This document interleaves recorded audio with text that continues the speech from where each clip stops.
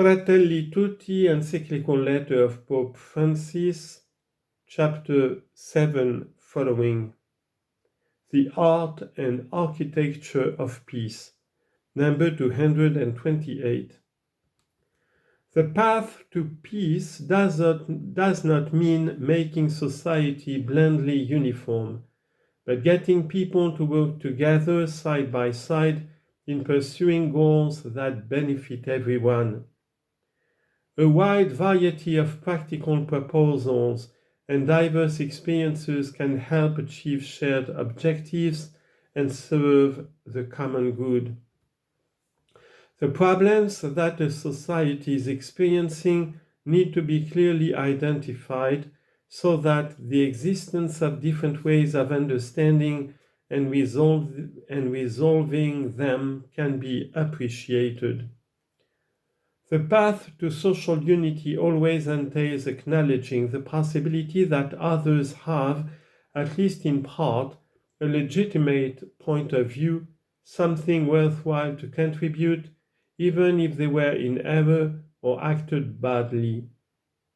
We should never confine others to what they may have said or done, but value them for the promise that they embody. A promise that always brings with it a spark of new hope. The bishops of South Africa have pointed out that true reconciliation is achieved proactively by forming a new society, a society based on service to others rather than the desire to dominate, a society based on sharing what one has with others rather than the selfish scramble by each for as much wealth as possible. A society in which the value of being together as human beings is ultimately more important than any lesser group, whether it be family, nation, race, or culture. As the bishops of South Korea have pointed out, true peace can be achieved only when we strive for justice through dialogue, pursuing reconciliation and mutual development. Working to overcome our divisions without losing our identity as individuals presumes that a basic sense of belonging is present in everyone. Indeed, society benefits when each person and social group feels truly at home. In a family, parents, grandparents, and children all feel at home. No one is excluded. If someone has a problem, even a serious one, even if he brought it upon himself, the rest of the family comes to his assistance. They support him. His problems are theirs. In families, everyone contributes to the common purpose. Everyone works for the common good, not denying each person's individuality, but encouraging and supporting it. They may quarrel, but there is something that does not change the family bond. Family disputes are always resolved afterwards. The joys and sorrows of each of its members are felt by all. That is what it means to be a family. If only we could view our political opponents or neighbors in the same way that we view our children or our spouse, mother or father. How good would this be?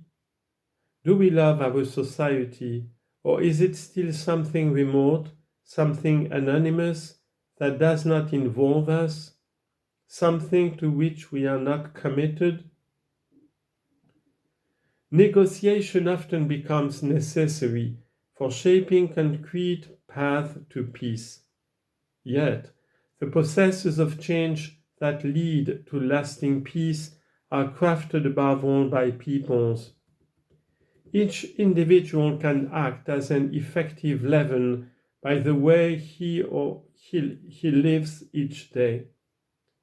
Great changes are not produced behind desks or in offices. This means that everyone has a fundamental role to play in the single great creative project to write a new page of history, a page full of hope, peace, and reconciliation.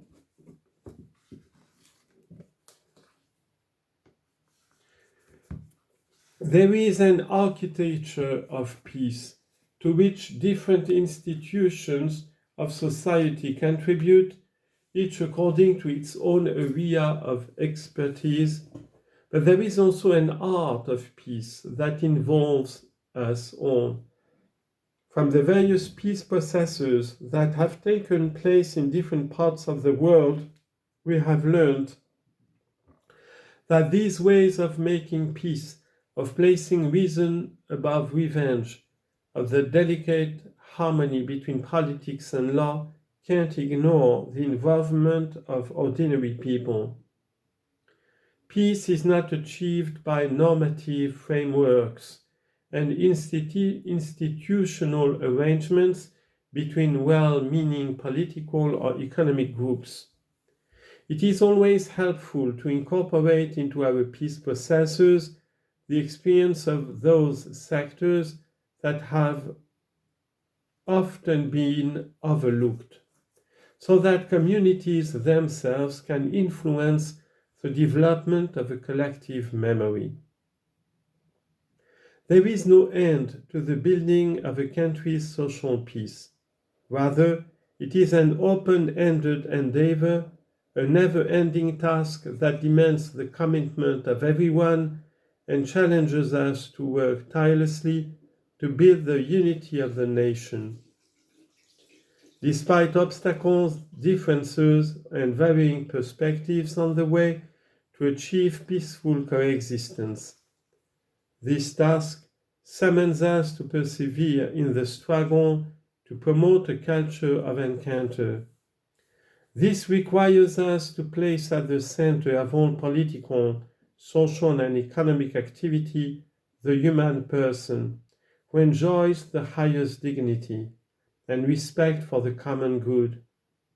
May this determination help us to flee from the temptation for revenge and the satisfaction of short-term partisan interests.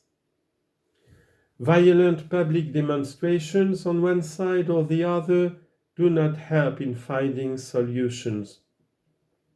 Mainly because, as the bishops of Columbia have rightly noted, the origins and objectives of civil demonstrations are not always clear. Certain forms of political manipulation are present, and in some cases they have been exploited for partisan interests. Beginning with the least.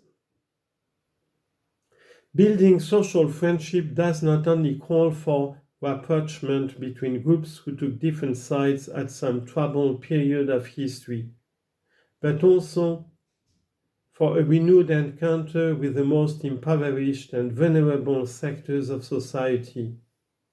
For peace is not merely absence of war, but a tireless commitment, especially on the part of those of us charged with greater responsibility, to recognize, protect, and concretely restore the dignity so often overlooked or ignored of our brothers and sisters, so that they can see themselves as the principal protagonists of the destiny of their nation.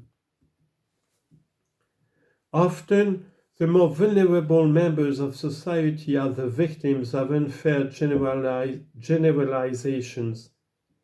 If at times the poor and the dispossessed react with attitudes that appear antisocial, we should realize that in many cases, those reactions are born of a history of scorn and social exclusion.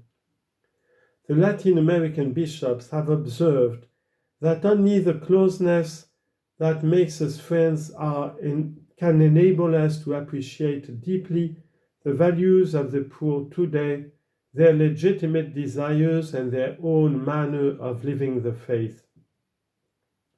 The option for the poor should lead us to friendship with the poor. Those who work for tranquil social coexistence should never forget that inequality and lack of integral human development make peace impossible. Indeed, without equal opportunities, different forms of aggression and conflict will find a fertile terrain for growth and eventually explode. When a society, whether local, national, or global, is willing to leave a part of itself on the fringes, no political programs or resources spent on law enforcement or surveillance systems can indefinitely guarantee tranquility. If we have to begin anew, it must always be from the least of our brothers and sisters.